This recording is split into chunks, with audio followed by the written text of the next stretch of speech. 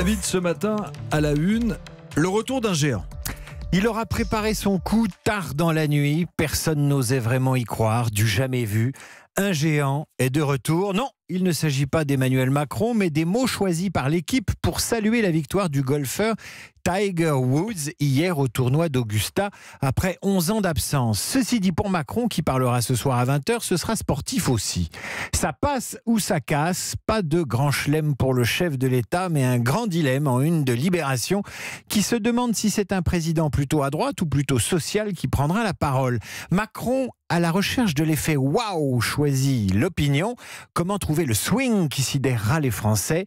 Et les éditorialistes de la presse régionale ne sont pas en reste ce matin, qui dramatisent à l'excès l'allocution de ce soir, comme si la survie de tout un pays en dépendait.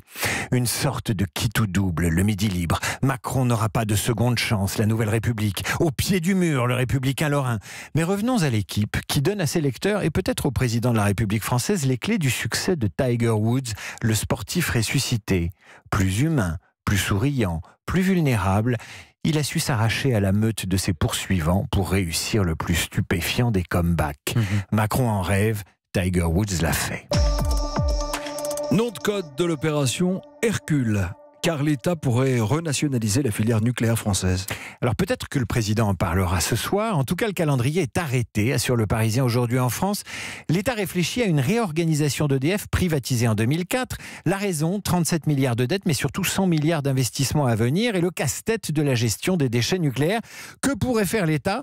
Bien, nationaliser les activités que le président estime régaliennes. La production d'énergie nucléaire, la commercialisation du gros et les barrages, tout en conservant dans le secteur privé les autres activités. L'objectif, faire cesser le yo-yo des prix. L'État attend d'EDF une proposition de réorganisation à la fin de l'année. Le Parisien aujourd'hui en France parle d'un Big Bang, un peu comme ce qui s'annonce en une des Échos ce matin dans le secteur publicitaire avec le rachat par Publicis de l'américain Epsilon, spécialisé dans l'analyse du comportement des consommateurs à partir de ces données, de ces data. Même si dans les Échos, Arthur Sadoun, le patron de Publicis, se défend de changer de métier, continuer à faire de la création, c'est son job.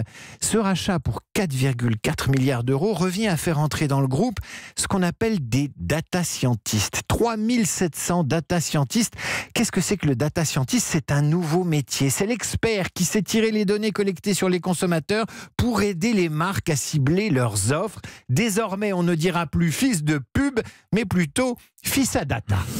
Puisque vous parlez de marque, David, Frigidaire, ressuscitée en France. La marque créée, vous savez, il y a un siècle, est relancée en France où elle a disparu depuis 20 ans. Relancée par le Suédois Electrolux. Relancée Frigidaire, c'est ressuscité. La France des DS et du Général de Gaulle. La France des 30 Glorieuses, c'est des couleurs, des chromes et donc surfer sur la vague rétro.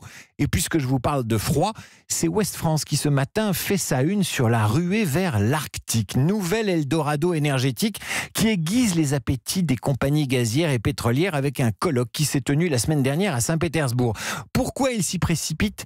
13% des réserves mondiales de pétrole, 30% des réserves de gaz. Ils y courent également parce que la glace est plus fragile, rendant la prospection plus facile, tandis que la zone devient une voie maritime toujours plus rapide entre l'Asie et l'Europe. On marche évidemment sur la tête, la glace fond et on cherche toujours plus de pétrole. L'Arctique surveillé et contrôlé comme le lait sur le feu par Poutine. Lisez ce matin Ouest France pour comprendre pourquoi le futur de la planète se joue aussi sous cette latitude.